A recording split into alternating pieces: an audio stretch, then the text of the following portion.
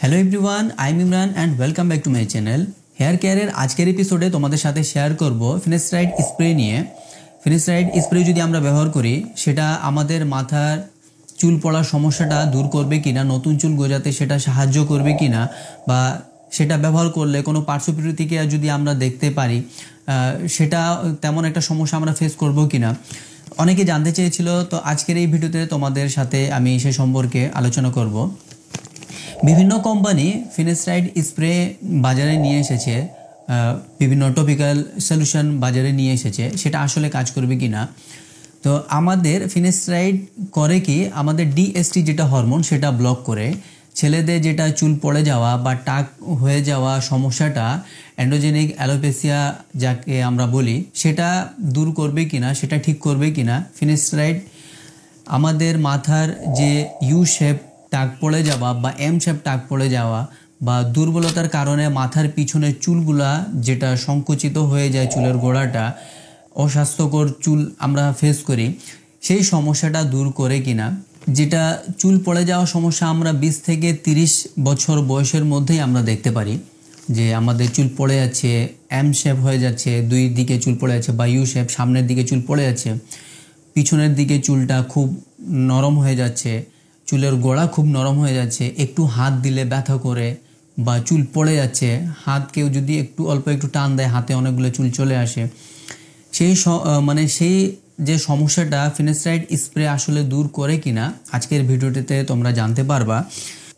DST hormone যেটা, সেটা আমাদের চুলের যে বৃদ্ধির যে চক্রটা সেটা কমিয়ে দেয়, চুলের যে ফলিকলটা সেটা খুব পাতলা করে দেয়, চুলের গোড়াটা একবারে দুর্বল করে দেয়, নরম করে দেয়, এবং আমাদের যে চুল পড়ে যাওয়া যে সমস্যাটা সেটা বৃদ্ধি করে।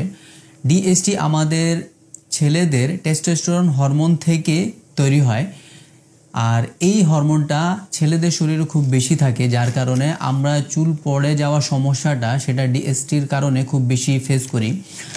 এখন এই ডিএসটিকে কমিয়ে দেওয়ার জন্য আমাদের যে ফিনাস্টারাইড সেটা সাহায্য করে। ডিএসটি যদি আমাদের শরীরে খুব বেশি পরিমাণে বৃদ্ধি পায় তখন আমাদের চুল পড়ে যাওয়া সমস্যাটা অনেকেই আমরা ফেস করতে পারি। ফিনাস্টারাইড স্প্রে আমাদের শরীরে কাজ করবে কিনা সেটা জানার আগে বুঝতে হবে যে ডিএসটি আমাদের শরীরে কিভাবে চুল পড়ে যাওয়ার সমস্যাটাকে সৃষ্টি করে এবং ফিনাস্টারাইড কিভাবে ডিএসটিকে ব্লক করে।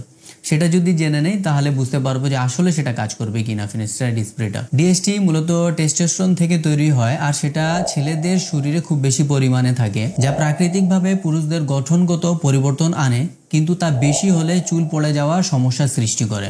ফিনাস্টারাইড 5-আলফা রিডাকটেজ এনজাইমকে বাধা দেয়, যা টেস্টোস্টেরন ডিএসটিতে রূপান্তরিত হয়। বিশেষ করে এটি টাইপ 2 5-আলফা রিডাকটেজ এনজাইমকে ইনহিবিট করে, যা স্ক্যাল্প ও প্রোস্টেটে বেশি সক্রিয় থাকে, যার ফলে শরীরে ডিএসটি এর পরিমাণ কমে যায় এবং ম্যালপ্যাটার্ন বোল্ডনেসের সমস্যা কমতে থাকে। এটা ছিল যে ফিনাস্টারাইড গ্রহণ করার কারণে যে সেভাবে কাজ করে ফিনাস্টারাইড শরীরের মধ্যে, কিন্তু আমরা যখন স্প্রের মাধ্যমে নিব তখন স্ক্যাল্পের মাধ্যমে খুব কম পরিমাণে শরীরে অ্যাবজর্ব হবে, যার কারণে খুব কম পরিমাণে ডিএসটিকে ব্লক করতে পারবে। ফিনাস্টারাইডের আসল কাজ হচ্ছে শরীরের ভিতরে নাকি শরীরের বাইরে। স্ক্যাল্পে যদি আমরা লাগাই তাহলে স্ক্যাল্পের বাইরে তার কোনো কাজ নাই, সেটার কাজ হচ্ছে শরীরের ভিতরে। খুব কম পরিমাণে যদি অ্যাবজর্ব হয় তাহলে সেটা খুব কম পরিমাণে ডিএসটিকে ব্লক করবে। এখন যে ফিনাস্টারাইড স্প্রে বা টপিক্যাল সলিউশন নিয়ে কথা বলতে যাই, তাহলে এর কার্যকারিতা কেমন হবে সেটার পর্যাপ্ত গবেষণা নেই, এবং আমার অভিজ্ঞতায় যদি বলতে চাই, আমি 3 মাস ফিনাস্টারাইড গ্রহণ করার ফলে তেমন একটা ফলাফল পাইনি। তারপর 6-7 মাস পর আবার 3 মাসের জন্য যে কোর্সটা আমি শুরু করি, প্রথম প্রায় 1.5 মাসের মধ্যে আমি তার ফলাফল পেয়েছিলাম।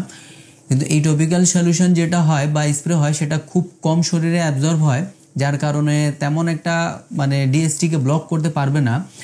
আর তার পার্শ্ব প্রতিক্রিয়া যদি আমি বলতে চাই, যে ফিনাস্টারাইড যদি আমরা স্প্রে নেই তার পার্শ্ব প্রতিক্রিয়ার মধ্যে চুলকানি হতে পারে, মাথার মধ্যে ছোট ছোট দানা হতে পারে, এই কিছু একটা সমস্যা হতে পারে।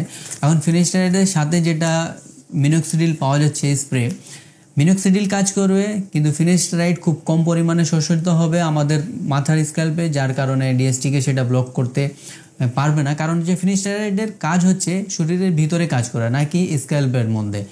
আর মিনক্সিডিলের কাজ হচ্ছে আমাদের মাথার স্ক্যাল্পে রক্ত সঞ্চালন বৃদ্ধি করা, আর যার কারণে প্রয়োজনীয় পুষ্টি যেটা খুব সহজে আমাদের চুলের গোড়ায় পৌঁছে যেতে পারে। কিন্তু ফিনাস্টেরয়েডের কাজ বাইরে না, ফিনাস্টেরয়েডের কাজ ভিতরে, শরীরের ভিতরে, আর স্প্রের মাধ্যমে সেটা খুব কম শোষিত হবে, যার কারণে খুব কম পরিমাণে ডিএসটিকে ব্লক করবে আর তার কার্যকারিতা খুবই কম হবে।